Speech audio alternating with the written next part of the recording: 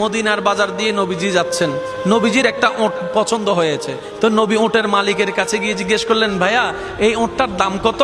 ওই দামাদামি হলো, নবী সে দামে কিনতে রাজি হলেন, কিন্তু নবীর কাছে তখন অর্থ ছিল না। তখন নবীজি ওনাকে বললেন, আপনি আমাকে ওটটা দেন, আমি এখনই গিয়ে আপনার সেই প্রাপ্যটা পাঠিয়ে দিচ্ছি। ওটের মালিক ওনাকে ওটটা দিয়ে দিলেন। আশেপাশে যারা ওটের মালিক ছিল সবাই জিজ্ঞেস করতেছে, এই পাগলা, তুমি কি যাকে ওট দিয়েছো তাকে চিনো? বলে যে না। নাম জানো? বলে যে না। পরিচয় জানো? বলে যে না। ঠিকানা জানো? না।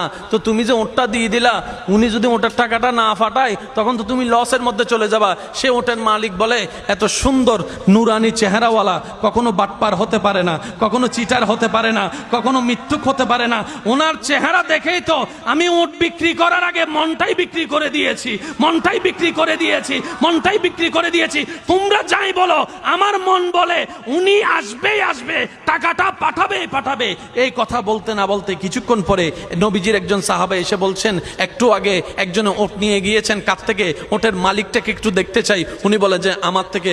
তো উনি বললেন, আমাদের নবী আপনার থেকে ওটটা নিয়ে গিয়েছেন, ধরেন ওটের টাকাটাও দিয়েছেন, আপনাদের খাবার জন্য কিছু খেজুরও হাদিয়া পাঠিয়েছেন, খেজুরও হাদিয়া পাঠিয়েছেন। ওই ওটের মালিক বলে, ভাইয়া টাকাটাও রাখেন, খেজুরটাও রাখেন, আগে আমাকে ওনার কাছে নিয়ে যান। আমি ওট বিক্রি করি নাই, আমার দিলটাই বিক্রি করে দিয়েছি। ওনার চেহারা মোবারক দেখে আমার মনটাই পাল্টাই গিয়েছে, আমি কালিমা পড়ে মুসলমান হয়ে যেতে রাজি আছি। সুবহানাল্লাহ। जिसका कोई सानी नहीं वो नबी हमारा है, मुस्तफा की अजमत का हद ही ना किनारा है।